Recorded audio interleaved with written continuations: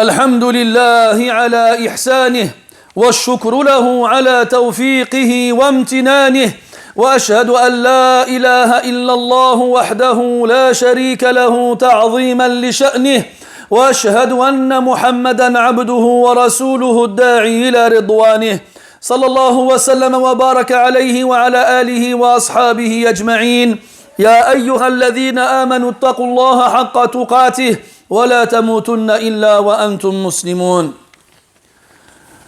Chers musulmans, il a été rapporté d'après Abu Musa al-Ash'ari radiyallahu anhu que le prophète alayhi salatu wassalam, alors qu'il était en voyage, s'est arrêté chez un bédouin. Ce bédouin l'a accueilli et l'a honoré de la meilleure façon en lui offrant l'hospitalité. Avant que le prophète ne s'apprête à partir alayhi salatu wassalam, il a voulu le récompenser pour l'hospitalité dont il a fait preuve. Et il lui a dit, demande-moi ce que tu as besoin. Demande-moi ce que tu as besoin. Alors le bédouin demande au prophète alayhi salatu wassalam deux choses. Il lui demande une chamelle avec tout son équipement et des brebis que sa femme pourra traire. Alors le prophète alayhi salatu wassalam le regarde et ne lui dit rien. Puis il lui dit, Sal hajatak, demande ce que tu veux. Le bédouin répète la même chose. Je veux une chamelle avec son équipement et des brebis que ma femme pourra traire. Et là le prophète alayhi salatu wassalam il soupire.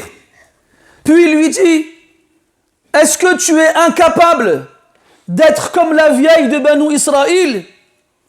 Et là les sahaba qui sont présents, les compagnons radiyallahu anhum disent, ô messager d'Allah, qui est cette vieille dont tu nous parles?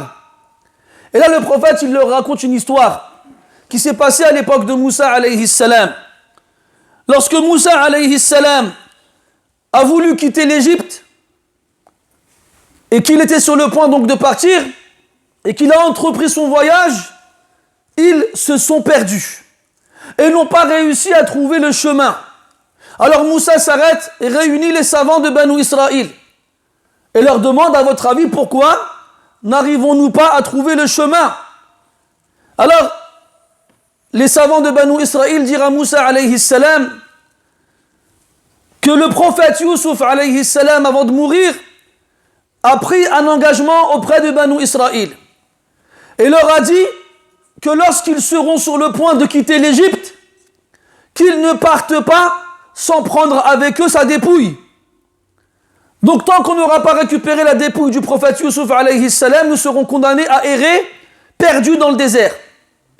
Alors Moussa alayhi salam leur demande, mais qui sait où se trouve la tombe du prophète Youssouf? Et là les savants de Banu Israël lui dirent, personne ne le sait parmi nous si ce n'est une vieille femme, qu'on appelle la vieille femme de Banu Israël. Alors le prophète Moussa alayhi salam demande à la voir. Puis lorsqu'elle arrive, le prophète Moussa alayhi salam lui demande de leur montrer l'endroit où le prophète Youssouf a été enterré. Et elle lui répond, non, par Allah, je ne le ferai pas. Je ne vous montrerai pas où il a été enterré, tant que tu ne me donneras pas ma condition. Et là Moussa alayhi salam, intrigué, lui dit, et quelle est ta condition? Alors elle lui répond, d'être avec toi au paradis. Et c'est comme si Moussa n'avait pas aimé cette demande. C'est comme si il avait estimé qu'elle était opportuniste et qu'elle demandait beaucoup pour une chose pour laquelle elle n'a pas de mérite particulier. Alors Allah Azza wa Jal lui a révélé et lui a dit, donne-lui sa condition. Accepte sa condition. Alors Moussa a accepté sa condition. Alors elle leur a dit, elle leur a montré le chemin d'un lac et elle leur a demandé de vider ce lac-là de son eau. Et après que ce lac ait été vidé de son eau, alors elle leur a montré un endroit où il fallait creuser. Et lorsqu'ils ont creusé, ils ont trouvé la dépouille de Youssouf alayhi salam. Et ils la prirent avec eux. Et ainsi, la route qui les menait vers Jérusalem était claire comme la clarté du jour. Et ce hadith, mes frères, nous montre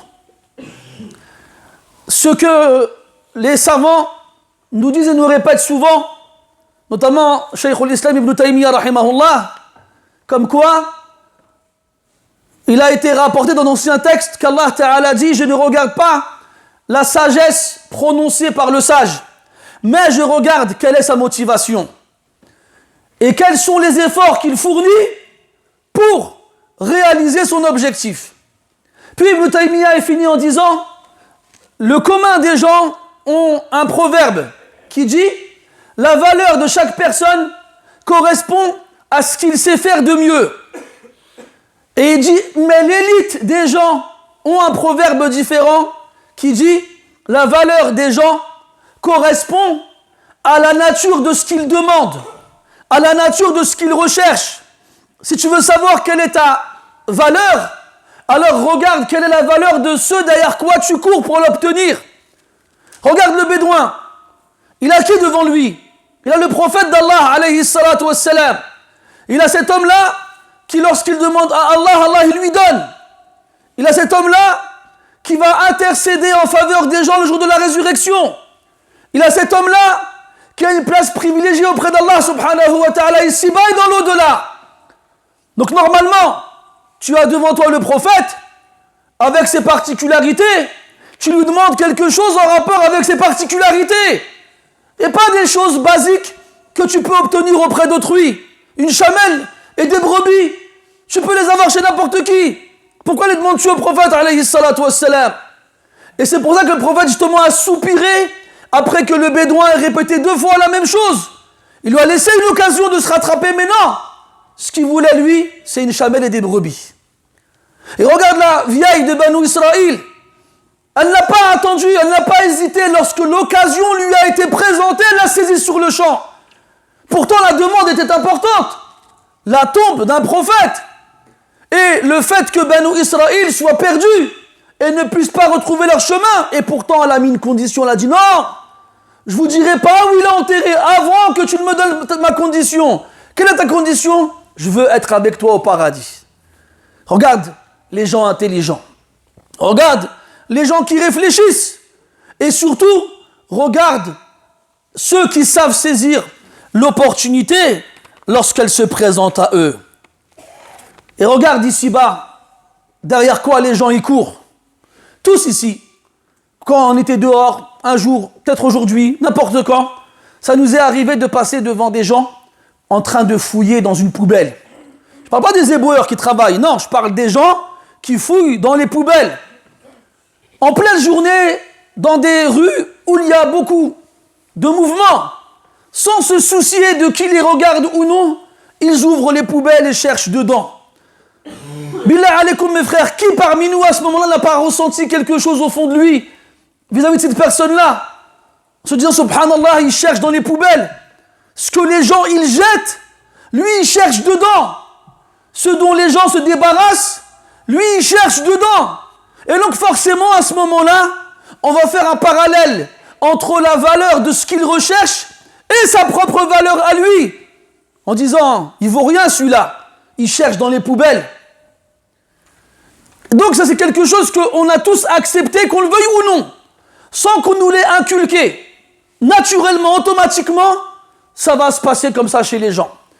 Que tu vas juger de la valeur de la personne en fonction de la valeur de ce qu'elle recherche. Derrière ce derrière quoi elle court. Et là tu vas dire, ah lui, c'est quelqu'un de aziz, de fier. Ou bien lui, c'est quelqu'un de dhalil, d'humilié, en fonction de ce derrière quoi il court.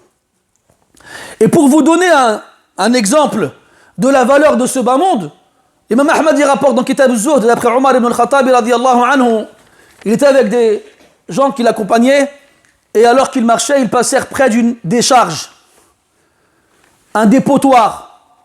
Et Omar il s'arrête. Et il reste longtemps à observer le dépotoir, la décharge. Et ceux qui sont avec lui donc s'arrêtent eux aussi, mais ne comprennent pas pourquoi Omar reste aussi longtemps à fixer cette décharge, dans laquelle il n'y a rien, si ce n'est des détritus et des déchets desquels se dégage une odeur nauséabonde. Et ceux qui étaient avec lui, à force d'attendre, finissent par être gênés par l'odeur et par le spectacle et montrent leur questionnement, pourquoi est-ce que Omar il reste là? Et là, Omar, il constate de leur part cette impatience et il leur dit, voici le bas monde derrière lequel vous courez tous. Voici le bas monde derrière lequel vous courez tous.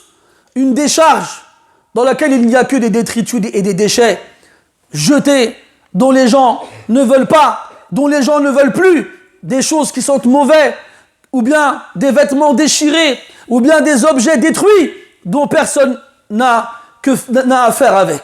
C'est ça, dunya. Et nous, soit on veut dunya, soit on veut l'akhirah. Allah l'a dit dans le Coran, subhanahu wa ta'ala, il a dit « وَمِنْكُمْ مَنْ يُرِيدُ الدُّنْيَا » Il y en a parmi vous qui veulent ce bas monde. « وَمِنْكُمْ مَنْ يُرِيدُ الْآخِرَةِ » Et il y en a qui veulent l'au-delà. Et il y en a qui veulent l'au-delà. Et sans aucune hésitation, ce bas monde ne vaut rien par rapport à l'au-delà. Même pas l'aile d'un moustique. Et pour te montrer la motivation que les compagnons avaient, radiyallahu anhum, il y a cette histoire d'un compagnon qui s'appelle Rabi'a ibn Ka'b al-Aslami, radiyallahu anhu.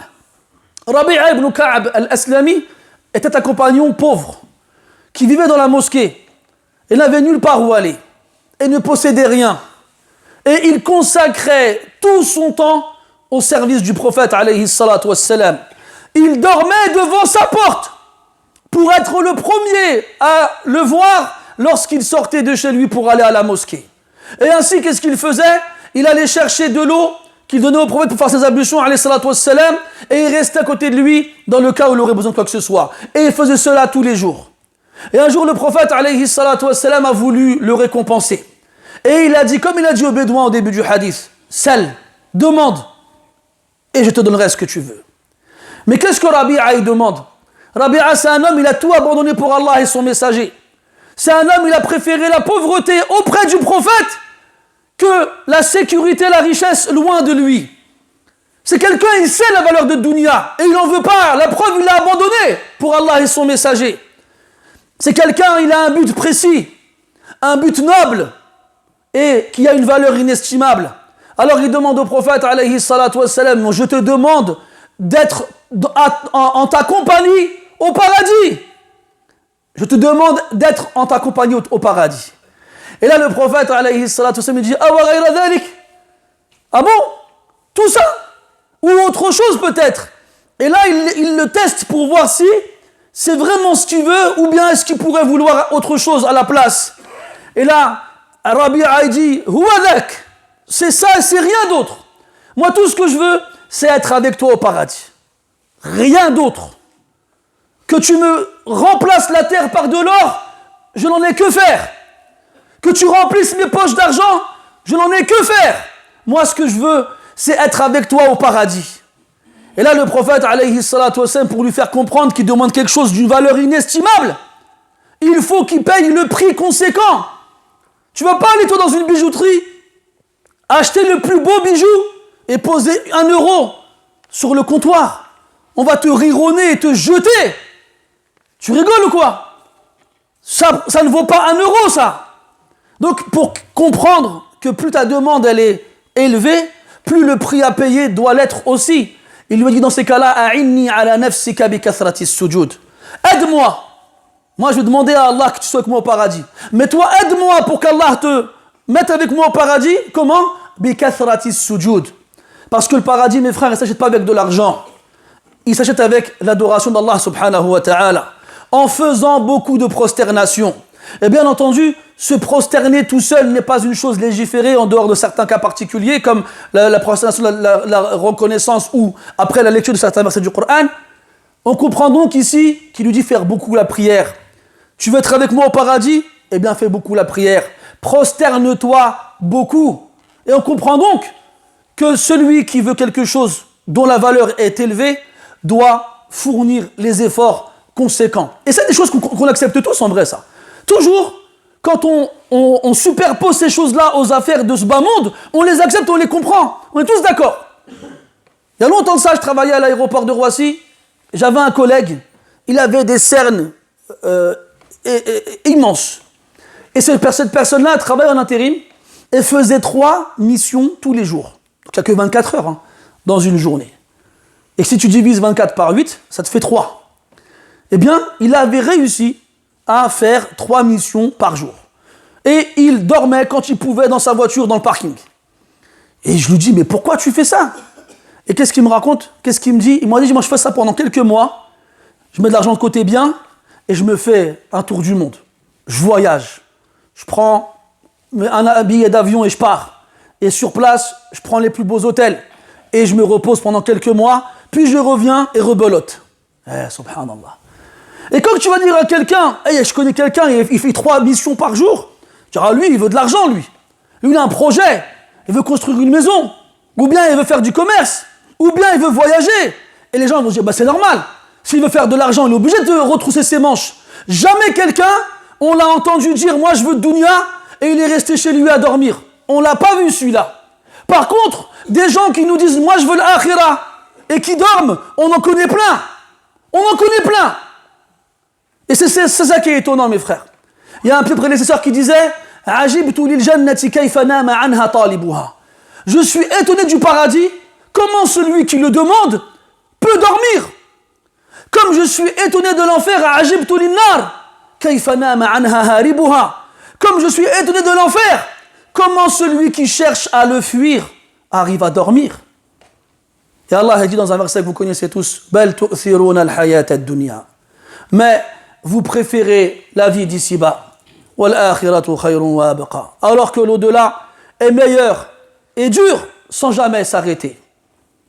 Donc regarde, si tu veux savoir combien tu vaux, quelle est ta valeur, regarde la valeur de ce que tu recherches et on saura ce que tu... Et tu sauras toi. On n'a pas besoin de savoir nous ce que tu vaux. C'est un examen personnel, une introspection. Chacun, il se regarde dans le miroir et il se regarde yeux dans les yeux, si je peux me permettre l'expression, et se dit à lui-même, qu'est-ce que tu vaux toi? Qu'est-ce que tu fais toi? Derrière quoi tu cours? Qu'est-ce que tu cherches à obtenir?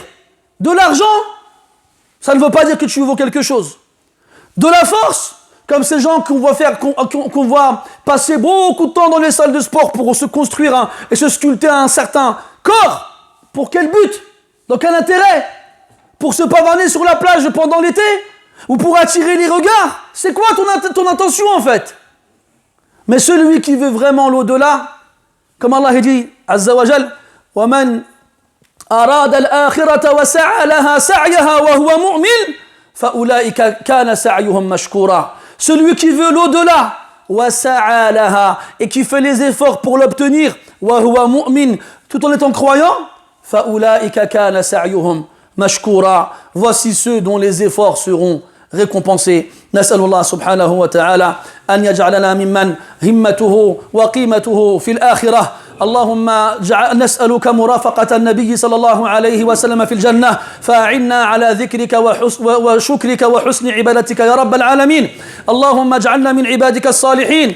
اللهم اغفر لنا ولإخواننا الذين سبقونا بالإيمان، ولا تجعل في قلوبنا غلا للذين آمنوا ربنا إنك رؤوف رحيم. ربنا آتنا في الدنيا حسنة وفي الآخرة حسنة وقنا عذاب النار. ربنا تقبل منا إنك أنت السميع العليم، وتب علينا إنك أنت التواب الرحيم، واغفر لنا ولوالدينا ولجميع المسلمين الأحياء منهم والميتين برحمتك يا أرحم الراحمين. اللهم اشف مرضانا يا شافي المرضى. اللهم اقض الدين عن المدينين، وعافنا وعاف المبتلى من المسلمين يا رب العالمين. اللهم اشف مرضانا وعاف مبتلانا. اللهم اقض الدين عن المدينين. اللهم أطعم الجياع من المسلمين، واسق من منهم يظمأ يا رب العالمين. اللهم أعنا على ذكرك وشكرك وحسن عبادتك يا حي يا قيوم. سبحانك اللهم وبحمدك أشهد أن لا إله إلا أنت، نستغفرك ونتوب إليك. وصلى الله على نبينا محمد وعلى آله وأصحابه وسلم،